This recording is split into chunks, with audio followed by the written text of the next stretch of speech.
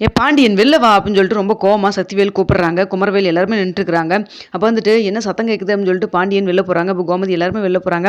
ஏன் என்னாச்சு, உனக்கு என்ன பிரச்சனை? நான்லாம் அமைதியாக இருக்கேன்னு பார்த்துட்டு மறுபடியும் ஏதாவது பிரச்சனை பண்ணி என்கிட்ட வந்து சீன்லான்னு பார்க்குறியா? என்ன உனக்கு வேணும் அப்படின்னு சொல்லி கேட்குறாங்க. இல்லை தெரியாமல் தான் கேட்குறேன், கேட்குற காலிலே நினச்சிட்டுக்கிறியே, இந்த பொண்ணை நான் எங்கள் வீட்டுக்கு மருமகளாக நாங்கள் பார்த்து தேடி கூட்டிகிட்டு வந்த பொண்ணு, அந்த பொண்ணு மேலே ஏதோ கை வச்சாலாமா? ஏன் எதுக்கு இப்படி பண்ண கோமதி அப்படின்னு சொல்லி கேட்குறாங்க. பின்ன நீங்கள் 2 பேரும் சேர்ந்து என் வீட்டில் நிம்மதி இருக்கக்கூடாதுன்னு சொல்லிட்டு தூது அனுப்பிச்சிருக்கீங்க, பார்த்துட்டு சும்மா இருக்க சொல்கிறீங்களா? அவன்ட்டு கிடையாது, வேற யார் இனிமேல் என் பசங்களுடைய நிம்மதியை கெடுக்கிற மாதிரியோ ஏதாவது பண்ணீங்கன்னா தொலைச்சிருவோம் பார்த்துக்குங்க அப்படின்னு சொல்கிறாங்க. என்ன விளையாடுறிய நீ? எதுக்கு இப்படி பண்ணிட்டு இருக்கிற நீ? நீங்களாம் பண்ணாததா வந்துட்டு இப்போ குமரவேல் வந்து பண்ணிட்டான் அப்படின்னு சொல்லி சொல்கிறாங்க. நாங்கள் என்ன பண்ணோம் அப்படின்னு சொல்லி கேட்குறாங்க. ஆமாம், நீ ஏதா பாண்டியனை கல்யாணம் பண்ணுறதுக்கு போகிறேன்னு சொல்லிட்டு வீட்டில் இருக்கிற மான மரியாதை எல்லாத்துக்கு எடுத்துகிட்டு போனேன். ரெண்டாவது தான் எங்கள் அண்ணன் பற்ற வச்சது பாரு, இந்த ராஜி இந்த வேலையை தான் பண்ணா. இப்படியே வரிசையாக எல்லாம் வீட்டில் இருக்கிற பொண்ணுகளை இப்படியே ஓடிட்டே இருந்தா என்ன பண்ண சொல்கிறேன்? உங்களே பழி வாங்கணும் இல்லை, எங்களுக்கு ஏற்பட்ட வலி வேதனை உங்களுக்கு வரணும் இல்லை, அதுக்காக தான் நாங்கள் பண்ணது என்ன தப்பு இருக்குது அப்படின்னு சொல்லி கேட்குறாங்க. இதை பார்த்துட்டு இருக்கிற பாண்டியன், பாத்தியா கோமதி, இவங்க எல்லாம் போனா போதுன்னு சொல்லி விட்டதுக்கு என்ன பேச்சு பேசிட்டு இருக்கிறாங்க அப்படின்னு சொல்லிட்டு இதை பார்த்துட்டு இருக்கிற ராஜி சொல்றாங்க. இங்க பாருங்க, இதுக்கு மேல என்னால் அமைதியாக இருக்க முடியாது, எல்லா உண்மையை நான் சொல்லி தான் ஆகணும் அப்படின்னு சொல்றாங்க. கோமதியும் மீனாவும் தடுக்கிறாங்க. இல்லைங்க விடுங்க, இதுக்கு மேலே நம்ம சொல்லாமல் இருந்தால் கண்டிப்பாக வந்து பிரச்சனை பெருசுதான் ஆகிட்டே போகும் போல இருக்கு, இந்த குடும்பத்தை வந்து பழிவாங்கணும்னு நினச்சிட்டே இருப்பாங்க. அப்போ நீங்கள் பண்ண தியாகத்துக்கெல்லாம் வந்து என்ன மதிப்பு அப்படின்னு சொல்றாங்க. தியாகமா? இவன் என்னத்த பண்ணிட்டா பெருசா அப்படிங்கிற மாதிரி சத்திவேல் கேட்குறாங்க. நான் அங்கே பாருங்க எல்லாத்துக்கும் பொதுவாக வச்சு சொல்கிறேன், இப்போ நடந்தது நான் சொல்ல போகிறதா உண்மையாக நடந்த விஷயம், கேட்டுக்குங்க நல்லா, 1க்கு 2 தடவை நல்லா கேட்டுக்குங்க அப்படின்னு சொல்கிறாங்க. என்ன சொல்ல போகிறா புதுசா ஓடுகாலி அப்படிங்கிற மாதிரி பேசுகிறாங்க. நிறுத்துங்க, இங்கே பாருங்கள், கல்யாணத்தன்னைக்கு நான் ஓடுனது உண்மைதான், ஆனால் வந்து நான் வந்து விருப்பப்பட்டு ஓடுனது, நான் ஒன்றும் கதிரோட கிடையாது, வேற ஒருத்தர் கண்ணன் அப்படின்னு சொல்கிறாங்க. கண்ணன் அப்படின்னா புதுசாக வந்து வேற இப்போ ஒருத்தனை கூப்பிட்டு வரேன், என்னை தன்னால் அங்கேருந்து சாப்பிட்டதுக்கு சாப்பிட்ட சாப்பாட்டுக்கு நன்றி கடன் காமிக்கிறியா நீயே? கதிர் மேலே எந்த பிரச்சனை வரக்கூடாதுன்னு பேர் கெட்டக்கூடாதுன்னு சொல்கிறியா அப்படின்னு சொல்கிறாங்க. நீங்கள் தான் வாய்க்கு வாய் பேசிட்டீங்களே, நீ பேர் கெட்டுறதுக்கு என்ன இருக்குது? ஆனால் இனிமேல் இந்த வீட்டில் வந்து எந்த ஒரு பகையும் இருக்கக்கூடாது அப்படிங்கிறக்காக தான் நான் சொல்ல வரேன், கேட்டுக்குங்க. அவனோட தான் விருப்பப்பட்டு போனான், அவன் காசு பணத்துக்காக தான் ஆசைப்பட்டு என்னை கல்யாணம் பண்ணுறேன்னு சொல்லி போய் சொல்லி என்னை கூட்டு போனாங்கிறது எனக்கு தெரியவே தெரியாது. எனக்கே தெரியாமல் தான் வீட்டிலேருந்து எல்லா நகையும் வந்து எடுத்து வந்திருந்தான். நான் திருச்செந்தூர் தான் போயிருந்தோம். அங்கே போனதுக்கப்புறம் தான் தெரிஞ்சுது அவன் என்னை விரும்பலை, என்னுடைய காசு பணத்துக்கு தான் விரும்பினான்னு சொல்லிட்டு பணத்தையும் நகையும் தூக்கிட்டு ஓடிட்டான். இதெல்லாம் பார்த்துட்டு என்ன பண்ணுறதுன்னு தெரியாமல் நடு ரோட்டில் நான் அழுதுட்டு இருந்தேன். அப்போ கரெக்டாக வந்து அத்தை எல்லாரும் வந்திருந்தாங்க. அத்தை என்னை பார்த்தோன்னே, என்ன இங்கே நின்றுட்டு இருக்கிற, என்னாச்சு, கல்யாணம் தானே உனக்கு, அங்கே இல்லாமல் இங்கே என்ன பண்ணிட்டு இருக்கிற அப்படின்னு சொல்லிட்டு ரொம்ப ஷாக் ஆகி போய் கேட்டாங்க. அப்போ நடந்த விஷயத்தெல்லாம் சொன்னேன். இதை கேட்டோன்னே, நான் தான் ஏற்கனவே வந்து அந்த குடும்பத்துக்கு பெரிய பேரை கொடுத்துட்டேன்னு பார்த்தா இப்போ நீ அதே வேலையை பண்ணி வச்சுக்கிறியடி, ஏண்டி இப்படி பண்ணேன்னு சொல்லிட்டு என்னை அடிக்கவும் செஞ்சாங்க. அது மட்டும் இல்லாமல் இப்படியே ஊருக்கு போனால் கண்டிப்பாக அண்ணனுடைய மான மரியாதை எல்லாம் கெட்டு குடிச்சவராயிரும். இப்போ என்ன பண்ணுறதுன்னு எனக்கு ஒன்றும் புரியல, அவனும் விட்டுட்டு ஓடிட்டான், உன் வாழ்க்கை நீ கேள்விக்குறியாயிரும் அப்படிங்கிறக்காக வந்துட்டு அவசரமாக ஏதாவது பண்ணணுமே அப்படிங்கிற யோசிச்சுட்டு தான் என் கதிர்கிட்ட வந்து போய் கேட்டாங்க. கதிர் ஃபஸ்ட்டு கல்யாணத்துக்குலாம் ஒத்துக்கவே இல்லை. சொல்லப்போனால் கல்யாணத்துக்கு முன்னாடி எனக்கும் கதிர்க்கும் ஆகவே ஆகாது. இருந்தாலும் வந்துட்டு அவன் வந்துட்டு அம்மா சொன்னாங்க ஒரே வாரத்துக்காக கல்யாணம் பண்ணிக்கிட்டான். எப்படிப்பட்டவங்களுக்கு நீங்கள் நன்றிக்கரனாக இருக்கிறத விட்டுவிட்டு இப்போ வந்து எப்போ பார்த்தாலும் பகன்னு சொல்லிட்டு இந்த குடும்பத்தோட நிம்மதி கெடுத்துட்டே இருக்கீங்களே. ஒரு மருமகளை இந்த வீட்டுக்கு வந்து என்னால் வந்து பெரிய அளவுக்கு சந்தோஷத்தை கொடுக்க முடியலனா கூட என்னால் பிரச்சனை வராமல் பார்த்துக்கிறது என் கடமை தான். ஒவ்வொரு தடவை இது மாதிரி பிரச்சனையும் பேச்சு வரப்போ என் மனசு எவ்வளோ பாடுபட்டுருக்கோம், இவ்வளோ பெரிய உண்மையை மறைச்சிட்டு இருக்கிறமே, நம்மளால இவங்க தேவையில்லாமல் பிரச்சனையே சந்திச்சுட்டு இருக்காங்களேன்னு சொல்லிட்டு எனக்கு எவ்வளோ வேதனைப்பட்டிருக்கும்னு சொல்கிறாங்க. இதை பார்த்துட்டு இருக்கிற பாண்டியன், என்ன நடக்குது இங்கே, என்ன கோமதி இது, ஏதாவது சொல்கிறது ராஜி சொன்னதெல்லாம் உண்மையா அப்படின்னு சொல்லி கேட்குறாங்க. ஆமாங்கன்னு சொல்கிறாங்க. ஒன்றும் தெரியாத மாதிரி நடிக்காதரா, நீ தாண்டதுக்கெல்லாம் ஸ்கெட்ச் போட்டு கொடுத்த அப்படின்னு சொல்கிறாங்க. இங்கே பாரு, தேவையில்லாமல் பேசிட்டு இருக்காது, நானே இப்போ தான் வந்து கேட்குறது எல்லாத்தையும் அப்படின்னு சொல்லி சொல்கிறாங்க. அப்போ வந்து முத்துவேல் கொஞ்சம் அமைதியாரு அப்படின்னு சொல்லிட்டு சத்திவேலை திட்டுறாரு. ராஜி இதெல்லாம் உண்மையா ராஜி அப்படின்னு சொல்லி கேட்குறாங்க. ஆமாம்ப்பா, ஆனால் இவ்வளோ தூரம் எனக்கு மனசுக்கு பிடிக்காதவன் அவர் கல்யாணம் பண்ணிக்கிட்டா கூட நான் பண்ண தப்புக்கு அத்தனை தண்டனை ஏற்றுக்கிட்டு அன்னைக்கு உங்ககிட்டையும் திட்டு வாங்கி மாமாகிட்டையும் திட்டு வாங்கி இன்ன வரைக்கும் கெட்ட பேரோட தான் வந்து கதிர் வந்து வீட்டுக்குள்ளே சுற்றிட்டு இருக்கிறான். இப்படிப்பட்டவருக்கு நீங்களாம் காமிக்கிற நன்றி கடனா அப்படின்னு சொல்லி கேட்குறாங்க. இதெல்லாம் தெரியாமல் எங்களுக்கு தெரியவே தெரியாது அப்படின்னு சொல்கிறாங்க. தெரியல, அதான் நான் இப்போ சொல்கிறேன் பாருங்க, நம்ம வீட்டு மான மரியாதைக்காக தான் வந்து அத்தை இவ்வளோ தூரம் அந்த வீட்டிலேருந்து வந்தாலும் அந்த வீடு நல்லா இருக்கணுங்கிறக்காக ஒவ்வொரு நிமிஷம் யோசிச்சுட்டு இருக்கிறாங்க. ஆனால் நீங்கள் 2 பேரும் இந்த வீட்டோடைய நிம்மதி எப்படி கெடுக்கலாம், என்னென்னலாம் பிளான் பண்ணலாம்னு சொல்லி பண்ணிட்டு இருக்கிறீங்க. நினச்சி பாருங்கள், அவங்க எங்கே இருக்காங்க, நீங்கள் எங்கே இருக்கீங்கன்னு சொல்லிட்டு. இதெல்லாம் நான் வந்து உங்கள்கிட்ட சொன்னேன்னா நீங்கள் வந்து ஏதோ நான் வந்து அவங்க சொல்லி கொடுத்து பேசுகிறான்னு சொல்லுவீங்க. கிடையவே கிடையாது, இதுதான் உண்மை. அது மட்டும் இல்லாமல் இப்போ தான் 2 நாளைக்கு முன்னாடி போலீஸ் ஸ்டேஷன்லேருந்து கால் பண்ணாங்க. அந்த கண்ணனை பிடிச்சதாகவும் நகை வந்து பாதி நகை மட்டும் வச்சுருக்கேன், மீதி நகையில் வித்துட்டான்னு சொன்னாங்க. அந்த நகையும் கொடுக்கவும் செஞ்சுட்டாங்க. இந்த விஷயம் தான் வீட்டில் கூட நான் சொல்லவே இல்லை, அதுக்குள்ளே தான் இந்த பிரச்சனை வந்துருச்சு. இந்த நகையை கூட உங்ககிட்ட கொடுத்துடணும்னு சொல்லி தான் கதிர் சொல்லிட்டு இருந்தான். அந்த நகையை அவன் யூஸ் பண்ணணும் கூட சொல்ல போகல. அவள் சொல்லப்போனால் கதிருக்கு வந்து இப்போ பிஸ்னஸுக்கு பணம் தேவைப்படுது, நாங்கள் லோனுக்கு தான் அலைஞ்சிட்டு இருக்கோம், அப்போ கூட இந்த நகையை வந்து யூஸ் பண்ணிக்கணும்னு சொன்னது கூட முடியாதுன்னு சொல்லி சொன்னான். அப்படிப்பட்ட நல்லவர்கள் தான் எனக்கு கல்யாணம் பண்ணி கொடுத்துருக்காங்க எங்கள் அத்தை. ஒன்றும் நான் வீண் போயிடல. ஆனாலுமே நீங்கள் வந்து இந்த வீட்டு மேலே இப்படி நீங்கள் வந்து தப்பாக வந்து சொல்லிகிட்டே இருக்கிறதும் பண்ணுறது எனக்கு பிடிக்கவே இல்லை. இனிமேலாவது தயவு செய்து இந்த வீட்டோட நிம்மதியை கெடுக்கணும்னு நினைக்காதீங்க அப்படின்னு சொல்கிறாங்க. மாமா என்னை மன்னிச்சிருங்க மாமா, இத்தனை நாளாக வந்து இந்த உண்மையெல்லாம் மறைச்சிட்டு இருந்ததுக்கு, அத்தையை வந்து சொல்லணும் சொல்லணும்னு நினச்சாங்க. உங்ககிட்ட மறைக்கணும்லாம் நினைக்கல. ஆனால் வந்து சொல்லக்கூடிய சூழ்நிலை வரவே இல்லை. சரின்னு சொல்லிட்டு விட்டுட்டாங்க. அது மட்டும் இல்லாமல் கதிரும் வந்துட்டு வாழ்க்கையில் பெரிய ஆள் ஆகணும்னு சொல்லி ஆசைப்பட்டாரு.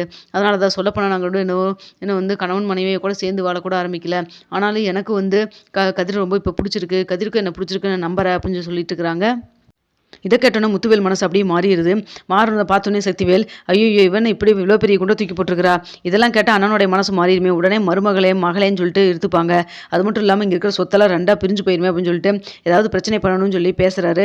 என்னதான் இருந்தாலும் அவன் கூட்டிகிட்டு போனான் தானே, அன்னைக்கே வந்து உண்மையை சொல்லியிருக்கணும்ல. இவங்க ஆசைப்படுறது என்ன, நல்ல நாட்டை நடிச்சு இங்கே இருக்கிற காசு பணத்தை எல்லாம் வந்து எடுத்துக்கிட்டு போகணும் தானே ஆசைப்பட்டான். அதான் நடந்துட்டு இருக்குது அப்படின்னு சொல்றாங்க. இங்கே பாரு இதுக்கு மேலே பேசினா நல்லா இருக்காது அப்படின்னு சொல்லிட்டு கதிர் வந்து திட்டிட்டு அடிக்கவும் போறாங்க. அப்பவும் குமரவேலு அடிக்க வராங்க. டேய் நீ உன்னை வந்து என் தங்கச்சி விஷயத்துக்கு கையை காலை உடச்சு கொடுத்துருக்கணும். ஆனால் எங்கள் அப்பா சொன்னார் ஒரே விஷயத்துக்காக தான் உங்கள்கிட்ட நான் சண்டைக்கு வராமல் இருக்கேன். உன்னை வந்து போலீஸ் ஸ்டேஷனில் கம்ப்ளைண்ட் கொடுத்து உன்னை கம்பி என்ன வைக்கிறமா இல்லையான்னு பாரு அப்படின்னு சொல்கிறாங்க. ஆமாம் ஆமாம் இவங்க தானே போலீஸ் ஸ்டேஷனை கட்டி விட்டுருக்காங்க. இவங்க சொன்னா வந்து எல்லாம் வந்து அரெஸ்ட் பண்ணிட்டு போயிடுவாங்க. அதெல்லாம் ஒன்றும் கிடையாது. அவளாக விரும்பி வந்து தானே இது பண்ணா எங்கள் வீட்டில் இருந்தா. இத்தனை நாளாக வந்துட்டு கல்யாணம் பண்ணுன்னு சொல்லி தானே எங்களை ஏமாற்றிட்டு இருந்தா. இதை போய் நாங்கள் எந்த இதில் போய் நாங்கள் போய் கேஸ் கொடுக்க முடியும். நீ ஒன்று பண்ண நாங்கள் திரும்ப பண்ணுவோம்னு தெரியுமில்ல அப்படின்னு சொல்கிறாங்க. இதை பார்த்துட்டு இருக்கிற முத்துவேல், டேய் நிறுத்துடா, இதுக்கு மேலே எதுவும் பேசாதடா. அதாவது உண்மை எதுவும் தெரிஞ்சிச்சுல்ல, நம்ம தங்கச்சி தான் வந்து ஒரே ஒரு தப்பு பண்ணா அப்படின்னு சொல்கிறப்ப நம்ம தங்கச்சியை யார் இது அப்படின்னு சொல்கிறாங்க. இங்கே பாடுறா தெரிஞ்ச தெரியாமே அவள் கல்யாணம் பண்ணிட்டு போயிட்டா. ஆனால் இன்ன வரைக்கும் கண்ணை கசிக்கிட்டு ஒரு நாள் கூட இங்கே வந்து நின்னதில்லை. சொல்லப்போனால் பக்கத்துலேயே தான் நம்ம இருக்கோம். நம்ம வந்துட்டு வந்து என்னை கஷ்டப்படுத்துறான்னு சொல்லி அந்தளவுக்கு நல்லா தான் பார்த்துட்டு இருக்காங்க. இப்போ என் பொண்ணும் போயிருக்கா. இந்த சூழ்நிலையில் போனதுக்கப்புறமா அந்த வீட்டில் நல்லா தான் பார்த்துட்டு இருக்காங்க. யார் எந்த கஷ்டமும் கொடுக்கல ரெண்டு பொண்ணுகளுக்குமே. இப்படி இருக்கிறப்ப நாம ஏன்டா வந்து இப்படி சண்டைக்கு தெரியணும் அப்படின்னு சொல்கிறாங்க. ஓ சபாஷ்னா நல்லா இருக்குது. இப்போ உன் பொண்ணோடைய இது வந்துருச்சுல, உனக்கு பாசம் வந்துருச்சுல, நீ இது பண்ணினா கூட உன் பொண்ணோட பாசம் உன்னை சுண்டி இழுக்குதில்ல அப்படிங்கிறாங்க. அப்போ கரெக்டாக வடி வராங்க. இங்கே பாரு தம்பி, அப்படிலாம் அவர் வச்சு மனசில் வச்சு உன் பையன் என் பொண்ணு அப்படிலாம் வச்சு பேசல. பொதுவாக நல்லது தானே சொல்கிறாரு. உண்மையாலுமே வந்துட்டு நம்ம வீட்டுக்கு நல்லது தானே பண்ணியிருக்காங்க. அப்போ உண்மையாலுமே வந்து ராஜி இப்படி வந்து இருங்கையோடு வந்து நின்றுருந்தா அந்த டைமில் சொந்தக்காரங்களோட நின்று எவ்வளோ தூரம் நம்ம அவமானப்பட்டிருப்போம் சொல்லு பார்க்கலாம் அப்படின்னு சொல்கிறாங்க. அன்னைக்கு மட்டும் நான் அவமானத்தை கொடுக்காமையே போயிட்டு அவனத்தை கொடுத்து தானே செஞ்சா அப்படின்னு சொல்கிறாங்க. இதை ஆனால் வந்து கதிர் இப்படி கல்யாணம் பண்ணிட்டு வந்ததுக்கப்புறம் அம்மா சொன்னாங்க ஒரே வார்த்தைக்காக இன்ன வரைக்கும் ராஜி நல்லா தானே பார்த்துட்டு இருக்கிறான். இப்படி இருக்கிறப்போ ராஜி சொல்கிற மாதிரி நம்ம வந்துட்டு தலையில் தூக்கி வச்சு கொண்டாடினா கூட பரவாயில்ல, அவங்கள நம்ம சங்கடப்படுத்தாமல் ஒதுங்கி இருந்தாவே போதும். அதுவே அவங்களுக்கு நம்ம பண்ணுற நல்ல நன்றி கடன் அப்படின்னு சொல்லிட்டு இருக்கிறாங்க. இதை பார்த்துட்டு இருக்கிற அப்போ தான் சொல்கிறாங்க, ஏன்டா உனக்கெல்லாம் எத்தனை பட்டாலும் புத்தியே வராதடா, ஒரு பொண்ணோடைய வாழ்க்கையை கெடுத்து குடிச்சவராக்கியிருக்கீங்க. அப்பனும் பையனும் சேர்ந்துட்டு இந்த பாவத்தை போய் எங்கே கழிப்பீங்கன்னு எனக்குன்னு தெரியல. மேற்கொண்டு இப்போ வந்துட்டு மறுபடியும் ராஜி விஷயத்துலையும் வந்து தலையிட்டு இருக்கிறேன். ராஜி ஏதோ சந்தோஷமா இருக்குன்னு தெளிவாக தானே சொல்கிறா, நல்லா தானே இருக்கிறா. இன்ன வரைக்கும் அவளுக்கு கல்யாணமாகி எவ்வளோ நாள் ஆயிடுச்சு, நல்லா தானே பார்த்துக்கிறாங்க. இதுக்கப்புறம் என்னடா உனக்கு வேணும் அப்படின்னு சொல்லி கேட்குறாங்க. இதை பார்த்துருக்க முத்துவேல் சொல்கிறாங்க, அம்மா அவனுக்கு இதெல்லாம் தேவையில்லை. அவனுக்கு இந்த காசு பணம் எங்கேயாவது என் பொண்ணுக்கு எடுத்து கொடுத்துருக்கணும்னு சொல்லி நினைக்கிறான். அவனுக்கு என்ன இதுதானே வேணும், இருக்கிற சொத்துல இப்போ சரி பாதி பங்கி கொடுத்துறேன்னு சொல்லுப்பா சொல்லுங்க. அது மட்டும் இல்லாமல் அவனையும் அதான் குமரவேலையும் இந்த வீட்டில் இனிமேல் ஒரு நிமிஷம் கூட இருக்கக்கூடாது, 2 பேரும் கிளம்பட்டும் அப்படின்னு சொல்கிறாங்க. இதை பார்த்துட்டு இருக்கிற சொல்கிறாங்கம்மா மாறி சொல்கிறாங்க, என்னங்கண்ணா இப்படி சொல்கிறீங்க நீங்கள், அவங்கள பிரிச்சு விடுன்னு சொல்லிட்டு என்னை இந்த வீட்டிலேருந்து அனுப்பிச்சிடாதீங்க, அவங்க 2 பேரும் போனால் போயிட்டு போகிறாங்க, நான் இங்கே தான் இருப்பேன் அப்படின்னு சொல்கிறாங்க. பார்த்தியா நம்ம வீட்டில் எல்லாருமே நம்ம வீட்டு சாப்பாடு சாப்பிட்டு யாரும் நமக்கெல்லாம் சப்போர்ட் பண்ண மாட்டாங்கடா, எல்லாம் தான் எதிர்த்த வீட்டுக்காரங்களுக்கும் இந்த அண்ணனுக்கும் தான் சப்போர்ட் பண்ணுவாங்க. இப்போது புரியுதாடா குமரவேலு, பார்த்து சூதானமாக இருந்துக்கணும்டா, நம்ம தூங்குறப்ப தலையில் கல்லை தூக்கி போட்டாலும் போட்டுருவாளுங்க அப்படின்னு சொல்லிட்டு இருக்கிறாங்க.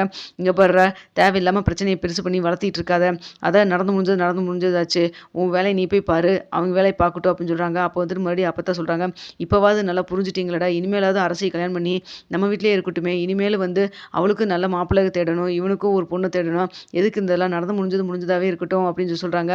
அப்போ ரொம்ப கோவமாக அரசி, அமைச்சி நான் சொல்கிறேன் கேட்டுக்குங்க, நான் சும்மா வேணாங்க பாண்டியன் அவருடைய பொண்ணா வந்து வீட்டில் இருப்பேனா ஒழிஞ்சு மற்றபடி வந்து இவனுக்கெல்லாம் நான் என்ன காரணத்தை கொண்டு எக்காரணத்தை கொண்டு கழுத்து நீட்டி நான் தாலி மட்டும் வாங்கிக்கவே மாட்டேன். இவன் ஒரு கேடு கட்டவன், இவன் கூட வாழ்றதுக்கு வாழாமே இருக்கலாம் அப்படின்னு சொல்கிறாங்க. இப்போ இங்கே மட்டும் என்னவா, இவரெல்லாம் ஒரு மூஞ்சி, இவரெல்லாம் கல்யாணம் பண்ணுறதுக்கு நான் கல்யாணம் பண்ணாவே இருந்துப்பேன் அப்படின்னு சொல்கிறாங்க. டேய் நீ இப்படியே பண்ணிகிட்டே இருடா, உங்கள் அப்பா பேச்சை கேட்டு உன் வாழ்க்கை கெட்டு குட்டிச்சவராகி நடு ரோட்டில் நிற்க போறியா இல்லையான்னு பாடுறா. நானும் என்னமோ நினச்சேன், எனக்கு வந்து பேரனா வந்து பிறந்திருக்கிறியடா அப்படின்னு சொல்லிட்டு திட்டுறாங்க. அப்போ வந்து மாறி சொல்கிறாங்க, உன்னை எல்லாம் பெற்றதுக்குடா நான் நல்லா சும்மாவே இருந்திருக்கலாம்டா, நீ இல்லை என் பையனான்னு எனக்கே அடிக்கடி சந்தேகம் வருது. அப்பனும் கேட்ட நல்ல பையன்தான், ஆனால் ஒன்று சொல்கிறேன், நீங்கள் அவனுக்கு சொல்லி கெடுத்து அந்த வீட்டை கெடுக்கணும்னு சொல்லி கேடு கட்டத்தனமாக அவனையும் சேர்த்து கெடுத்து குட்டிச்சவராக்கிட்டு இருக்கிறீங்க. அவங்க சிவனே அவங்க வேலையை தான் பார்த்துட்டு இருக்கிறாங்க அப்படின்னு சொல்கிறாங்க.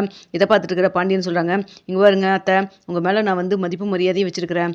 வயசுக்கு வந்து நீங்கள் பெரிய வயசில் இருக்கீங்க, உங்கள்கிட்ட எதுவும் நான் சொல்லக்கூடாதுன்னு நினைக்கிறேன். இவ்வளோ நடந்ததுக்கப்புறம் கூட என் பொண்ணு அந்த வீட்டுக்கு வாழ அனுப்பும் நீங்கள் எந்த நம்பிக்கையில் சொல்கிறீங்கன்னு எனக்கு ஒன்றுமே புரியல.